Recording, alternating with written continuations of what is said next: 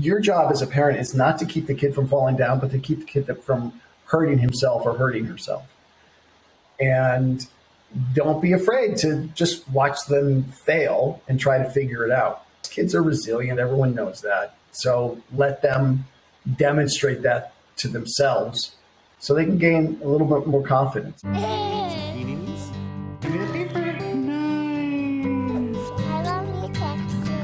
Hey guys, I'm Young, a full-time dad and a full-time professional with the goal to become the best parent possible. The Girl Dad Show is my journey interviewing fellow working parents aspiring to be both good at work and parenting. I'm going to do this by gathering and sharing unfiltered perspectives from my guests. So join me as I research parenthood one interview at a time. Phil, welcome to the Girl Dad Show. Thank you for joining me today. Thank you. Good to be here. I'm excited to talk to you today. Let's jump right into it. So why don't you tell the listeners what you do for a living? So I'm an investor. My firm is Varana Capital. My partner, Ezra Gardner, and I started Varana about 10 years ago. We started out really basically just as a family office. We were both coming from the hedge fund world of being long your 60 favorite investments and short your least favorite 100 investments. And it was about as painful, excruciating an experience as you can have. But it's a great way to make a living, even if it's not very fun. But Ezra and I decided we wanted to do something a little bit more interesting, get involved heavily in the companies in which we invest, and decided to focus on private and what we call semi-private companies, companies that are generally illiquid. And given that it was just the two of us, we had limited bandwidth. So we also were going to go for a very concentrated portfolio, really 8 to 10 investments. And out of the gate, we started doing pretty well. We had an associate of mine, a billionaire, say, can I give you an eyedropper of our capital? And we said fine, but under some rather strict conditions. And again, did very well for him pretty quickly. So he told 2 friends and they told 2 friends. And it sort of grew, not so much by design, but by circumstance. And now we have 70 LPs and a portfolio, right? It's been some very good decisions. Some very good analysis and a good dollop of luck, quite frankly. And we've done really, really well for them. And along the way, though, we've been able to invest in the way we want to invest. We get involved in companies sort of punching above our weight. We sit on the board of most of the companies in which we invest. We act as an advisor to our management partners, helping with negotiations, helping with finances, of course, helping with operations and helping with strategy. And it has proven to be extraordinarily fun, very challenging, of course. We've had our hiccups along the way. It hasn't all been a smooth ride, but it's been very successful, probably beyond what either of us anticipated. And that's where we sit now.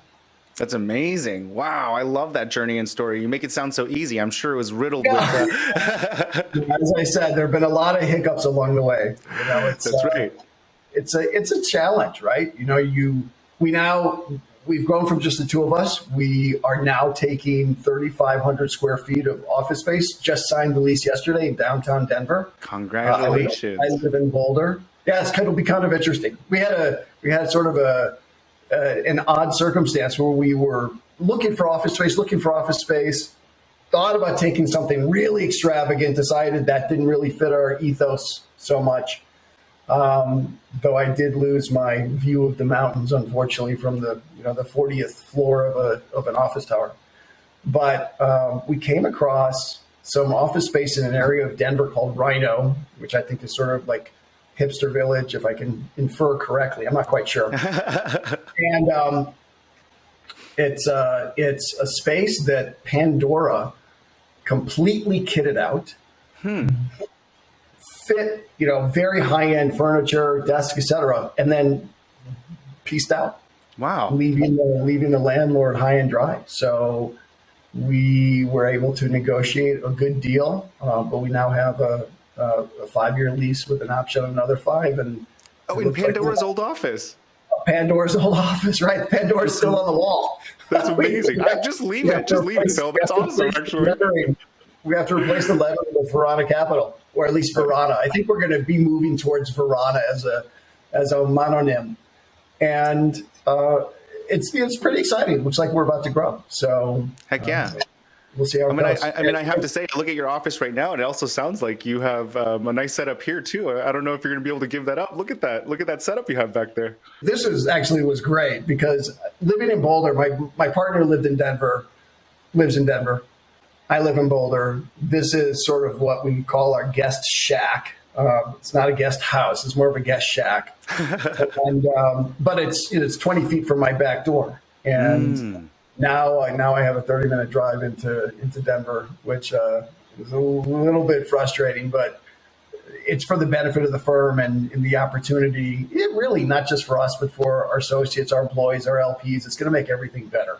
Yeah. So small sacrifice for what I think will be pretty good upside. Yeah, that's exciting. Sounds like that's a huge project that you're undertaking and a big transition and kind of like changing the scale and stage that you help your entrepreneurs and portfolios with, but for yourself. It almost sounds like you're kind of like closing the chapter on this stage and you're kind of going to the next stage. That's exactly right. And I think that's probably pretty well said. To give a shout out to a mutual associate of ours, it would not be happening without Ankur being the catalyst. For those who are watching this, Ankur Ahuja is the COO of Varana Capital. Yeah. He worked for me. This is Varana Capital. It's my third financial firm. I sold the two previous ones. He worked for me at a previous company that I had. And he worked for me for 10 years, worked for and with me for 10 years. Went out to do his own entrepreneurial thing for 5 years. And finally I was able to lure him away to come work for us as COO. And he has completely changed the dynamic for the organization, really accelerating our growth, our push into new arenas, and has been instrumental in making us grow up. Esther and I think we weren't really Peter Panning, but we certainly had this element of kind of contentment around what we were doing, how we were doing it, and we now have created a platform which could be extraordinarily interesting, and it really is because Ankur catalyzed it. Yeah, and that's a great moniker to give Ankur, because if I could say one word that represents him, well, catalyst is a really good word for it. Yeah. I don't know if I ever told you the story when we first met, but like we ended up like drinking like $300 worth of whiskey, and I'm like, what the heck just happened? How did we pull that off? How much did we drink? I mean, the guy is just so inspiring and charismatic, and he's just so and apparently a good drinker. And he's a very good drinker. Yeah, that's right. Let me ask you another question here. So talk to me about your kids. So I have two daughters. Girl dad. Charlie is 12. Scarlett is 10. My eldest is somehow, I don't know how this is possible. She's pushing 5'7" at the age of 12. Wow. And yet remains incredibly graceful. And I'm 5'9.5" after a good night's sleep. And my wife claims she's 5'4", though I think she's really 5'3". And so it's a little bit confounding. She's like the cute version of me, though. So it's definitely the correct lineage, but it's really remarkable to see. She's this statuesque woman who's 12 years old, and kind of interestingly, she's not one of these girls who's 12 going on 16, though we are kind of battling a little bit about the makeup thing. But she's wonderful. And then Scarlett is an absolute dynamo. She is very athletic. They're both extremely athletic. Scarlett, though, is preternaturally strong. She at the age of 8 could do 12 pull-ups. Whoa. And that's like real ones too. And it's only continued since. She is like super. Yeah, she's got like the pipes. She's a little soccer superstar, and they both sing. They both ski race, which is kind of an interesting experience we can talk about. And they, knock on wood, they've done extremely well at school, and there's really good kids. I'll tell you a little bit more. It's kind of like proud dad things. Yeah, please tell me right now. Actually, yeah, I'm like you're like I can see the energy in your eyes right now. You're very excited about Verona, but you're almost more excited about your kids than you are about Verona. I absolutely. I will tell you, I dated my wife, who is 10 years younger than I. I dated her for 8 years, basically saying that I was not going to get married until I was ready to have kids. I'd been married once before. Mm-hmm. And finally we had kids. And when, probably very naively and with a perhaps mildly embarrassing bias, I thought, I want my first kid to be a son, and we'll go play, throw catch, and we'll shoot we'll kick soccer balls around, and we'll do all like sports son dad things. Totally. And Charlie came out, and I was completely thrilled. But then I became more thrilled the opportunity to be a parent is just like, it's extraordinary to such an extent that by the time 2 years later, Alex was pregnant again, man, I did not care whatsoever what the sex was, just 10 fingers, 10 toes. And when Scarlett came out, I was just so happy. And I didn't even, an odd naivete. I had never even heard of the concept of girl dad. I never knew about it until probably 2 years ago. I'd never heard the term. Yeah. But now I stand proudly and strongly to be a girl dad, without a doubt. And it's fantastic. Yeah, and it's the best, isn't it? I share the same. Really, I share the same kind of story. When I first found out that we were going to have a kid, I was genuinely hoping for a boy, and I really wanted that relationship with the boy and be able to like do guy things and all those stuff. But I'm like a proudest girl dad you can never imagine. And you're right, it completely changes everything the moment you have a kid, and just being the parent changes your perspective on everything, because it's wildly different than what you think it is. And it's so funny that you just shared that you intentionally wanted to wait to get married and have kids, because I feel like it's like the common question of like, do you have the right time to have kids? And it sounds like you had this kind of moment in mind that you wanted it. And what triggered that? Like, what was that? What business were you doing? What stage in life were you where you're like, oh, I'm ready to have kids? It's actually a pretty interesting story, because I had never really been very focused on having kids. It's never been a raison d'etre to me. Yeah. And I was talking to one of my closest friends from graduate school, who just an absolute, superstar professionally, personally, extraordinary guy, man's man, if you will. And he has 3 children. And I asked him, I said, like, because he and I are very similar, except that he's better in every way. And he and I were chatting, and I said, look, why'd you decide to have children? And he said, Phil, I never wanted children. I thought, okay, yeah, me too. He said, I never wanted children, and then I got married, and my wife wanted to have kids. So I said, sure. And now that I have them, if I ever lost one, I'd never recover. Right. And that really struck me. And it sounds almost weird, but I wanted to know what he meant. Oh, the curiosity. I wanted to find out what that kind of love was, or is, and now I do. Yeah. And it really, it's as simple and as odd as it sounds. It really was just that. It was just that. He kind of just struck something in me. So I turned to my wife, my girlfriend, and said, okay, let's do it. And look, I got married at 42 and had my first kid at 44. Mm-hmm. I'm 56. So I had plenty of life to live. Yeah. And on my own. And now, obviously, it's much more full. It's much more interesting. It is a fuckload more chaotic. Yeah. And it is, I think, most certainly a lot more fun. Yeah. A lot more fun. That's amazing. I love hearing your perspective on that. That's wonderful. And thanks for sharing that story. I do want to know, like, given the fact that your kids are kind of in their teenage years, or at least both of them are headed towards it, what do they think that you do for a living? they just sort of recently, they're only beginning to find out what I do professionally. They know we travel quite a bit, obviously not during COVID, anticipating traveling more. They understand sort of what my business is. I can't say they're all that interested. They're more interested actually in the swag that I get from the companies, I have to say. That's awesome. Oh, man. I think that's probably what intrigues them the most.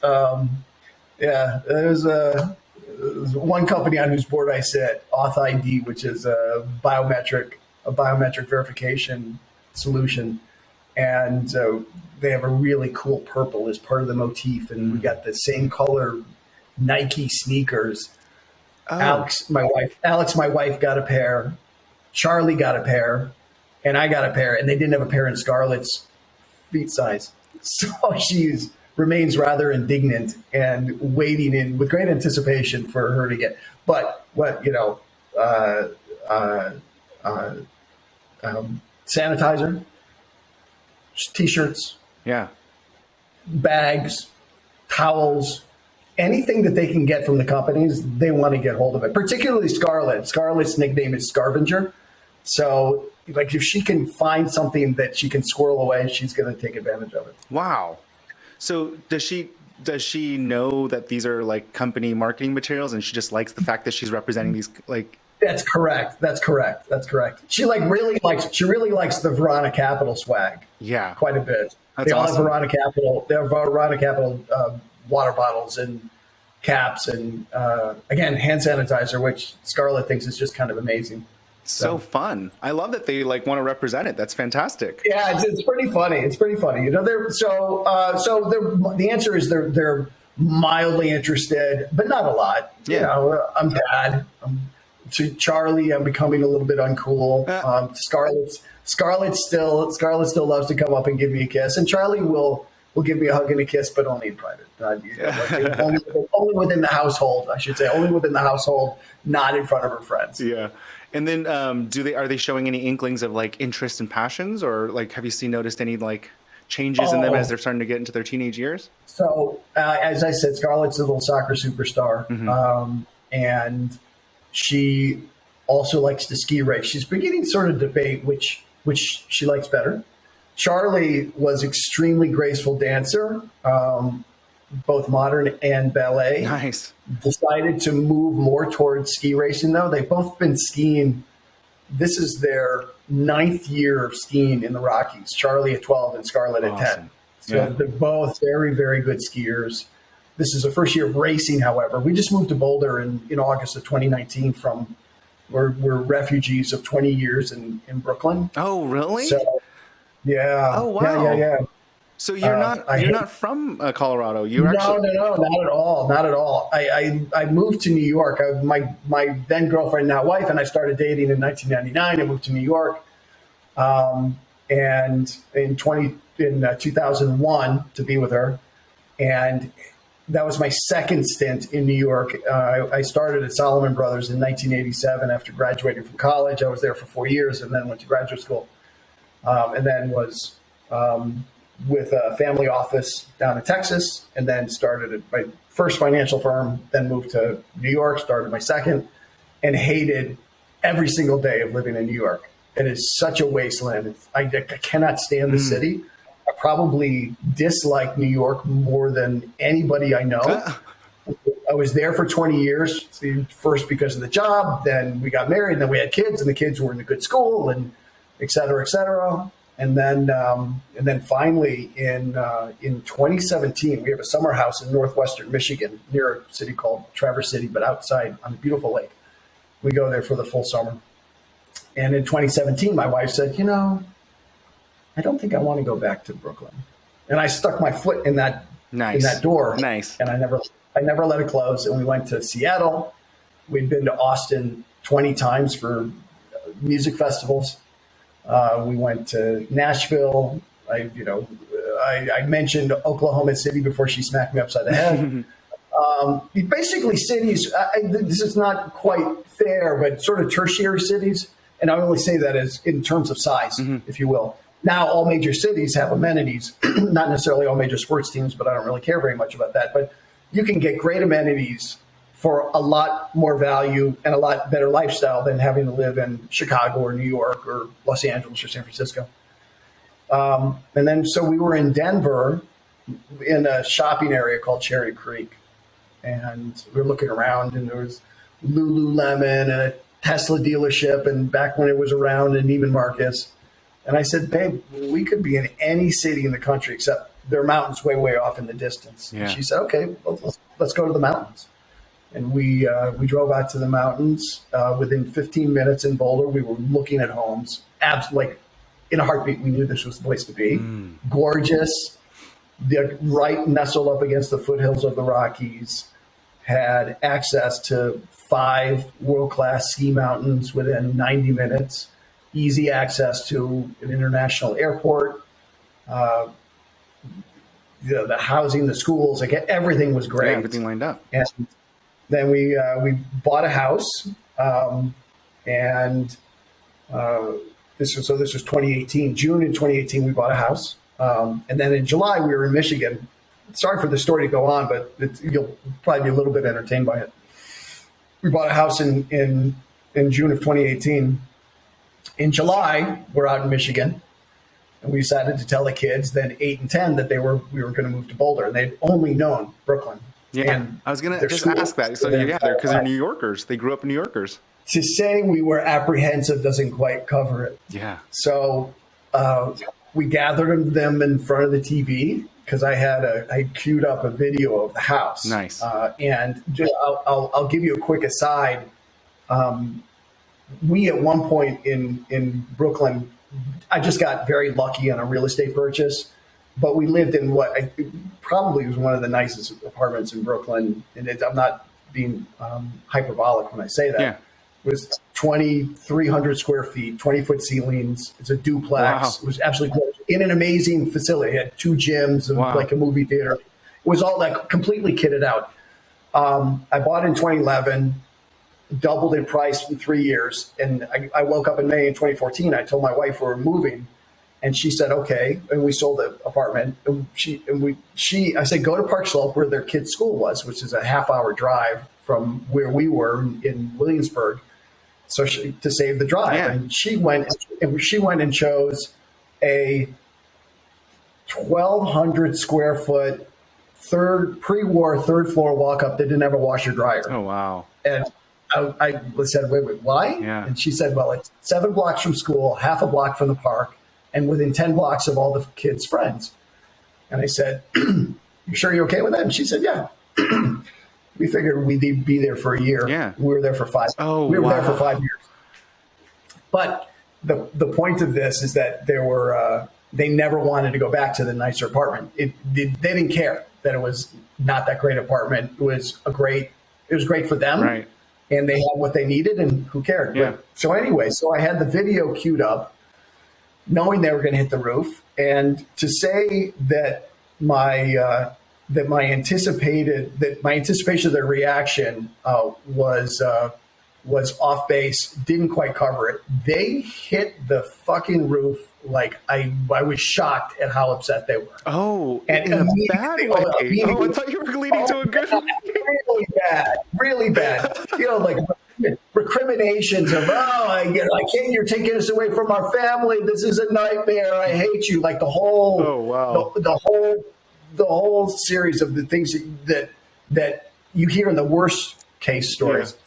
And I decided at that moment I'd turn on the video, and then all of a sudden they just kind of shut up, and they're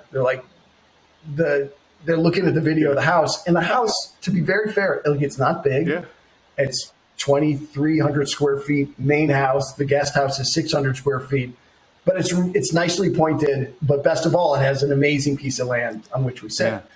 Yeah. And they said, that's ours? Watch that part again, Dad. Watch that part again. Okay, maybe we should think about this. Awesome. The very next day, we flew them from Traverse City to Boulder. We stopped at the local Pizzeria Locale, which is this really nice Napolitana pizza, very much like New York that they're accustomed to. And then they took them to the house. We took them to the house, and they walked in, and they start running around like, "Oh my God, look at this space. Look at that space. Scarlett, look at this room. You have that room. I'll take that room. No, let's switch." Yeah. And they ran into the yard. "We got a yard. Oh my gosh." And then they ran into the guest house. Like, "All right, guest house is ours. We own the guest house." And then they came back in, and they're walking through the kitchen, and they go through a room at the back of the kitchen, and then they disappear for a second. Then they both came back out and said, "We have a garage." After watching us do like the Brooklyn dance with cars on streets every day, the idea that we actually had a place to put a car permanently or without having to deal with the traffic or the cops was extraordinary to them. So then we moved a year later. We let the house sit fallow for a year. We moved a year later, and still to some, they had some apprehension and disappointment about leaving. And then about 3 months ago, Scarlett was walking out of the door on her way to school, and she said, "Dad, no matter what anyone says, the move to Boulder was the best thing that ever happened." And then Charlie didn't hear that, but then Charlie, a month later, I was hanging out with her. I think we were probably working on some math together. And she said, "I can't think of my life without Boulder." So it's been You did good, Dad. You did good. Yeah, there you go. I didn't fuck it up. Well, I think those are the moments, right, that you need to know to understand that you're on the right track, right? Like you get because they're kids. I mean, how much validation are they giving you, right? And you're also figuring it out as you go. And that's amazing. I can't wait for my kids to tell me that, because I moved them to Austin, last year, and I'm like, oh, I hope I did the right thing. And I mean, they're really young, so they don't really know much about the Bay Area that we lived in, but I can tell you that their quality of life is like skyrocketed.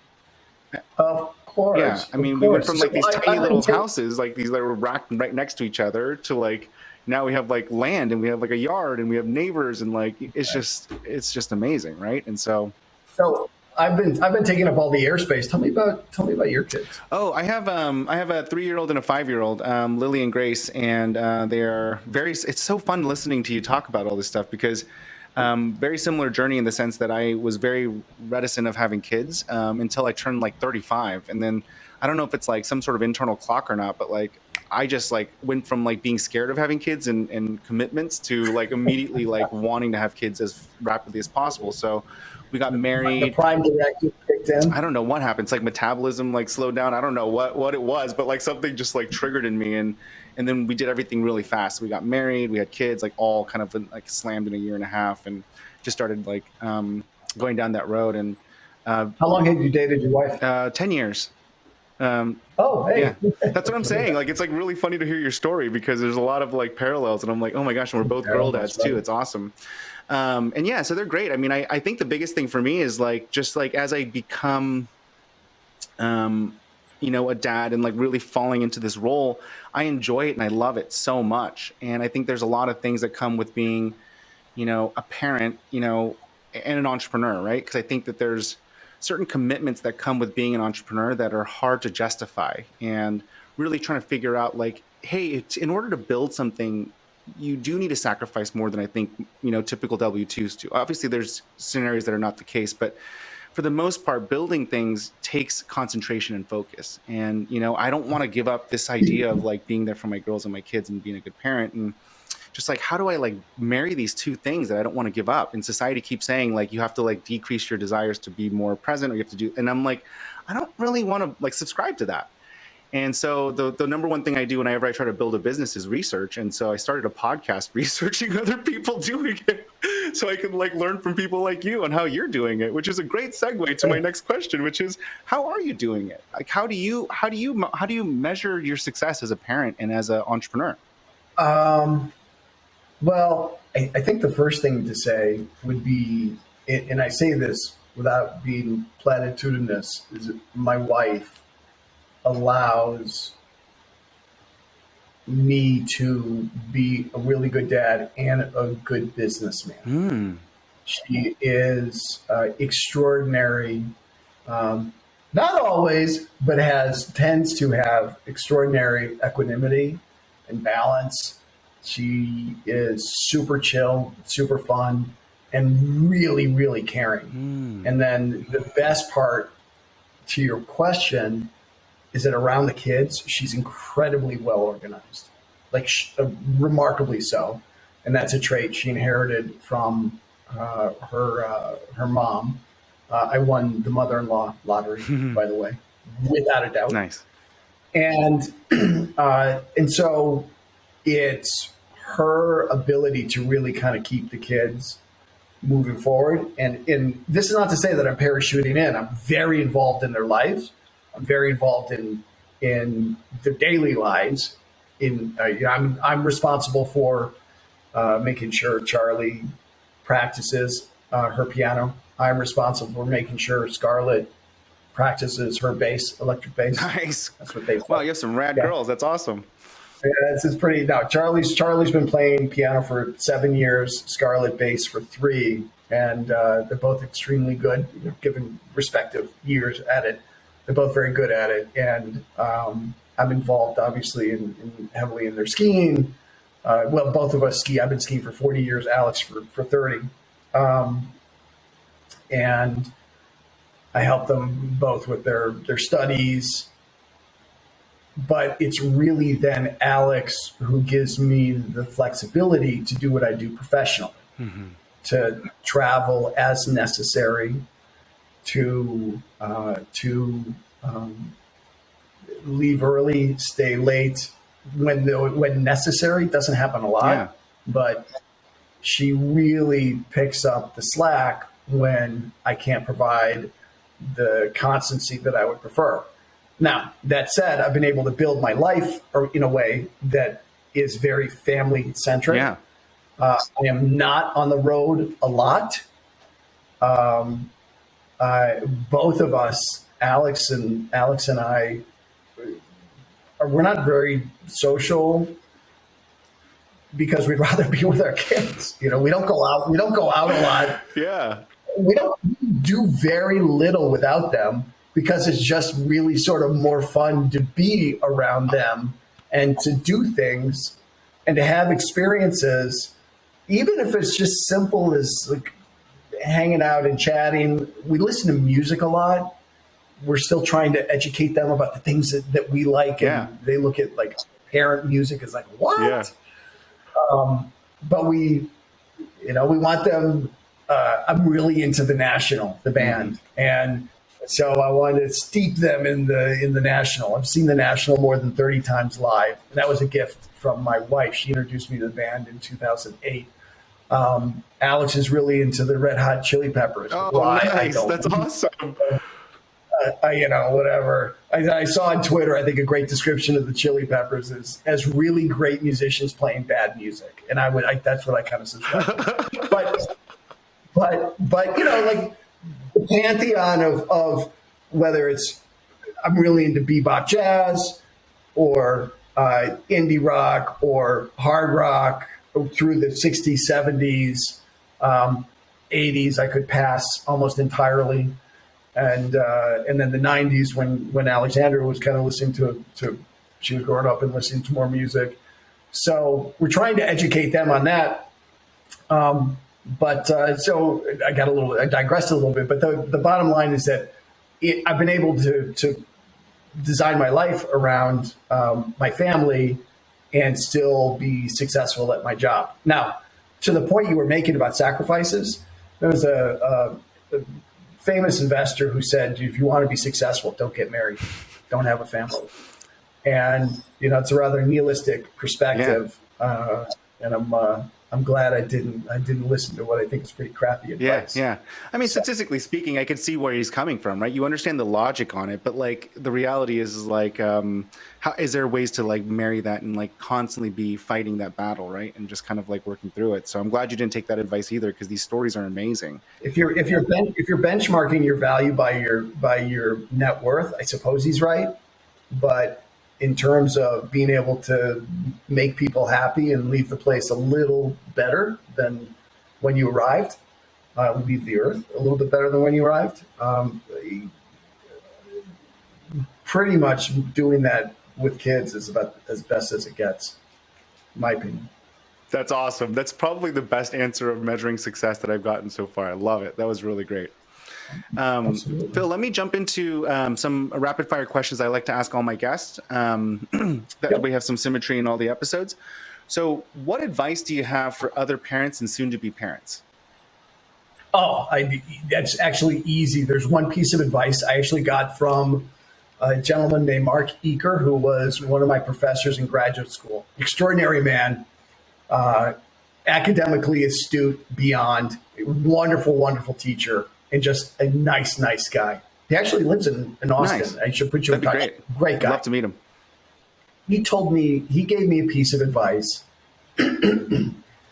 that I convey to every soon-to-be parent, and I reiterate it again and again, and it is the following. Particularly, this is specifically to the father, and that is, take every opportunity to feed your baby late at night, early in the morning, when there's just the two of you, and you are doing nothing but focusing on your baby and taking care of your baby and feeding your baby, and then you are all he or she sees, and she knows or he knows that you're taking care of her. And those are the moments, they are very, very fleeting. Those are the moments that impact you as a parent and actually impact the child as well, because there's bonding that atypically occurs between father and child. Right. And it is one of the things that I really listened to when Mark told me that was incredibly impactful and wonderful. So that's the first thing. And then the other is to remind parents, particularly first-time parents, and you're probably familiar with this, right? That need to hover and to not let your kid fall down. I said, my advice is your job as a parent is not to keep the kid from falling down, but to keep the kid from hurting himself or hurting herself. And don't be afraid to just watch them fail and try to figure it out. And those are probably the two biggest pieces of advice. Kids are resilient. Everyone knows that. So let them demonstrate that to themselves so they can gain a little bit more confidence. And we did that with our kids. And I don't know how, what nature, nurture, that the argument, but both our kids are confident in a way. They have confidence that I never had until much later in my life. Wow. And I'm pleased for that. And I have to say, I'm sort of envious of it. I was, such a roiling cauldron of insecurities when I was younger, that to see them comfortable with being goofy, comfortable with their personal flaws, comfortable and confident in their capabilities. There may be a little bit of parenting there, but I think it's really just who they are, but the way we allow them to discover who they are. So those are the two pieces of advice I would give. Great advice. I love it. If you can go back and tell yourself one thing before having kids, what would you tell yourself?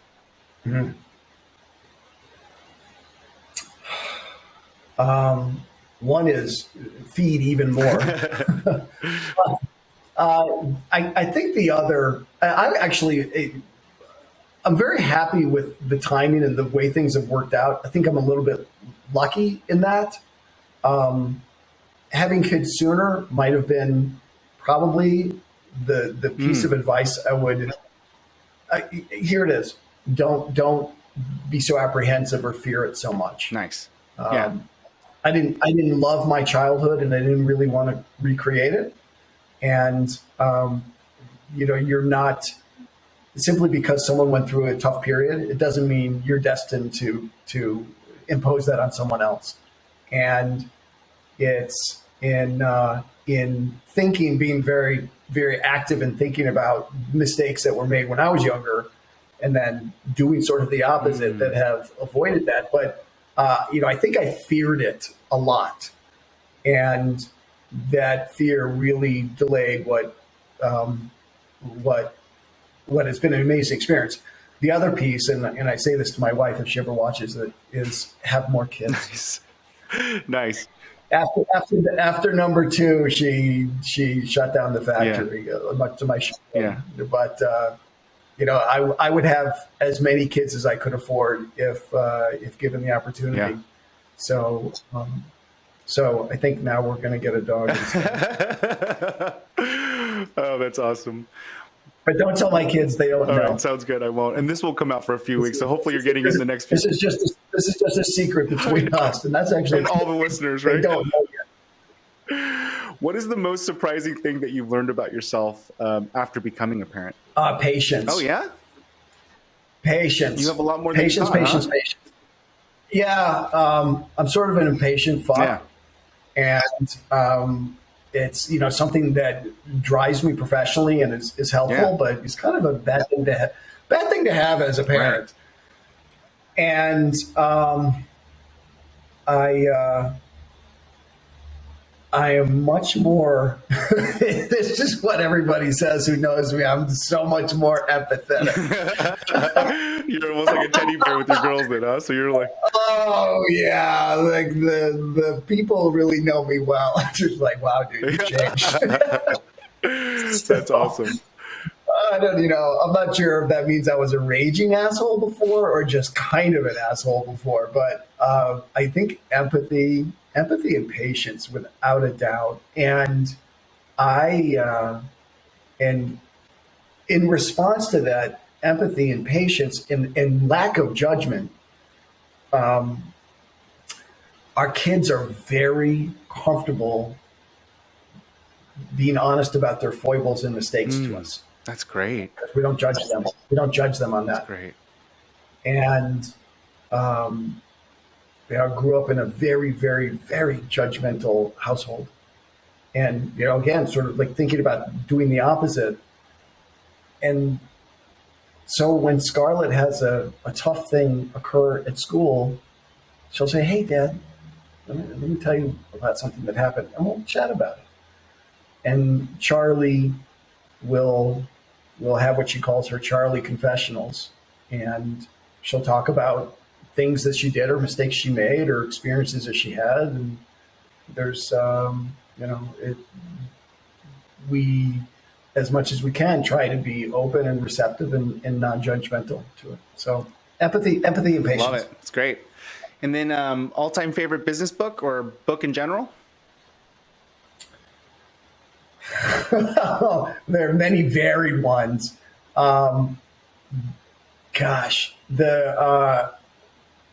Probably, God, I have a whole list of books, and I wasn't expecting to have to choose one. But there's a book by a gentleman named Sklansky called Getting the Best of It. He's a professional bettor. Nice. And it's all about optionality in games and in life.